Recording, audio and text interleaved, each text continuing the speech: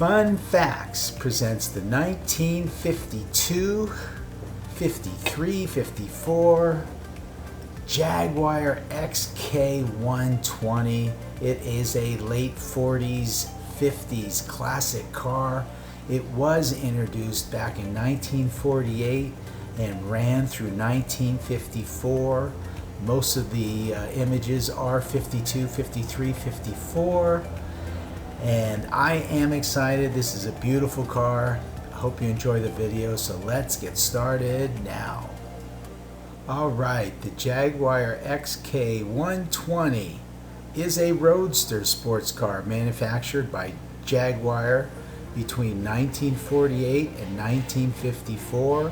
It was Jaguar's first sports car since SS 100 production ended in 1939.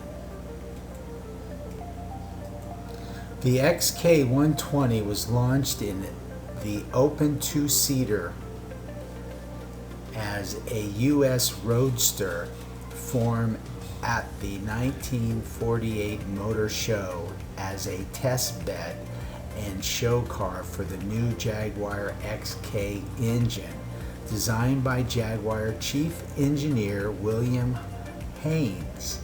The display car was the first prototype chassis number 660001. It looked almost identical to the production cars, except that the straight outer pillars of its windscreen were curved on the production version. The sports car caused the sensation, which persuaded Jaguar founder and chairman William Lyons to put it into production. Way to go, Billy. Beginning in 1948, the first 242 cars wore wood-framed, open two-seater bodies with aluminum panels. Production switched to the 1CWT, or 112-pound heavier all steel, in the early 1950s. So the 120 in the name referred to the aluminum's car 120 mile per hour top speed, which made it the world's fastest production car at that time of its launch.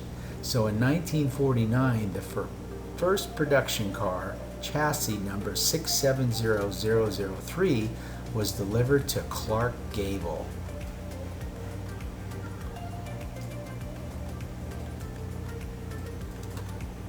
The XK120 was ultimately available in three versions or body styles. First, as an open two-seater, described in the U.S. market as a roadster, then as a fixed head coupe from 1951, and finally as a drop head coupe from 1953. All two-seaters and available with left-hand drive or right-hand drive. However, certain special equipment roadster and fixed head coupe cars were produced between 1948 and 1949, denoted by an S preceding the chassis number. The special equipment cars were sold as an early production build for enthusiasts. A version with a smaller engine, a 2-liter 4-cylinder, designated the XK100 and intended for the UK market, was canceled prior to production.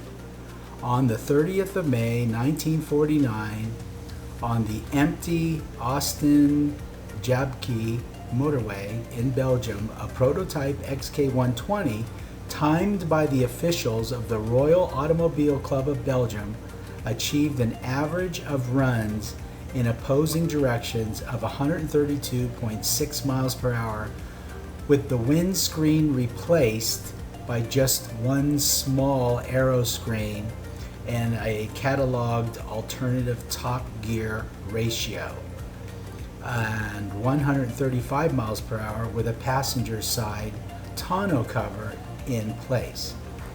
In 1950 and 1951, at the Autodrome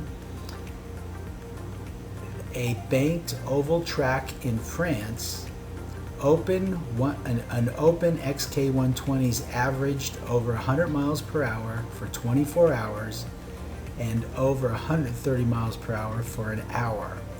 In the 1952, a fixed-head coupe took numerous world records for speed and distance when it's averaged 100 miles per hour for a week. The XK120s were also highly successful in racing and rallying.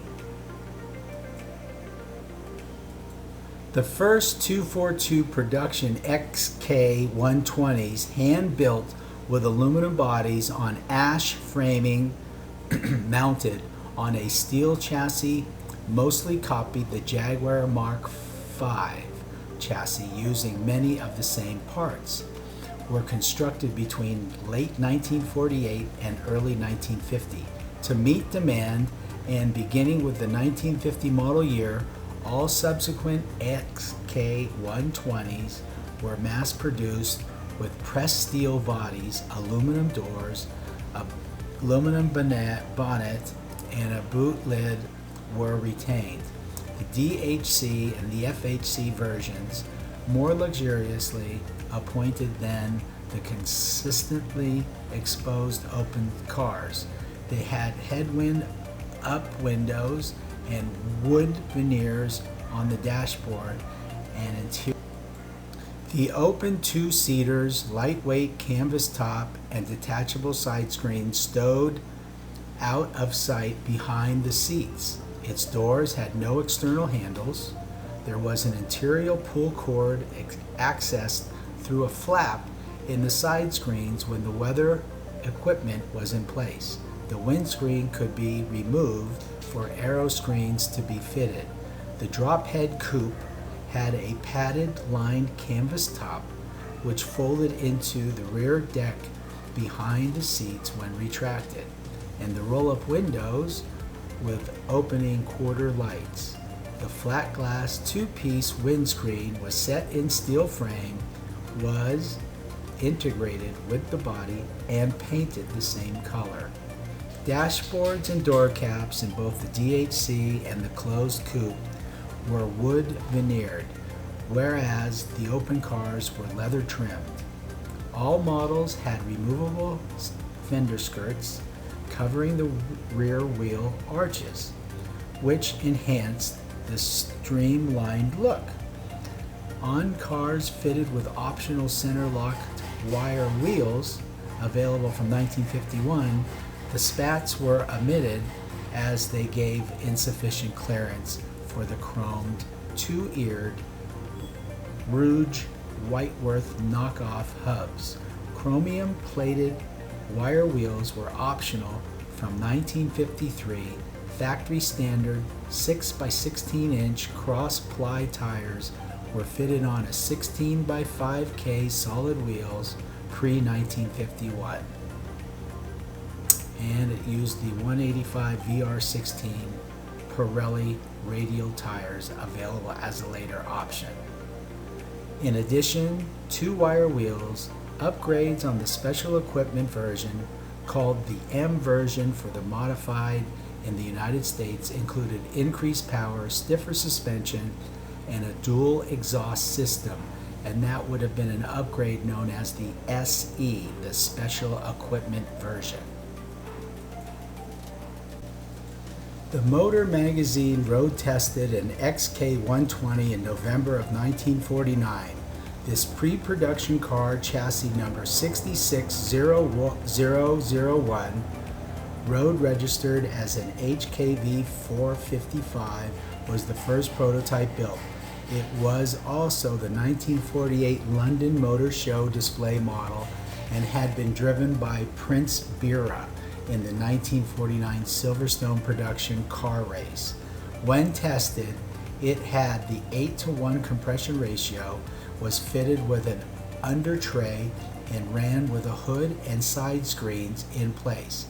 The magazine reported a top speed of 124.6 miles per hour, acceleration from 0 to 60 miles per hour in 10 seconds, and the fuel consumption of 19.8 miles per imperial gallon. The car, as tested, cost 1,263 euros, including taxes. The XK120M for the US market accelerated from 0 to 60 in 8.7 seconds.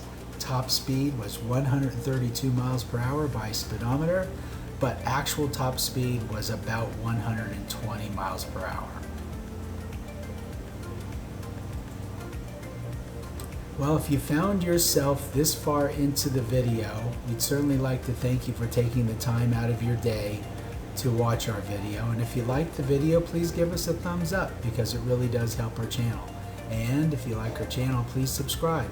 We're going to be doing a lot of cars in the 50s right now, and that's really where we're going to spend, I think, the next, couple of months. There's just so many fascinating cars that I would know very little about, and maybe most people out there finding my channel might be intrigued to see some of the designs. And it's just amazing that some of the horsepower that they had back then, because I would have never known that, and it's just pretty amazing. So again, thank you for taking the time. If you'd like to subscribe to our channel, we'll look forward to seeing when we upload our next video. And always, always, always take good care. Thank you.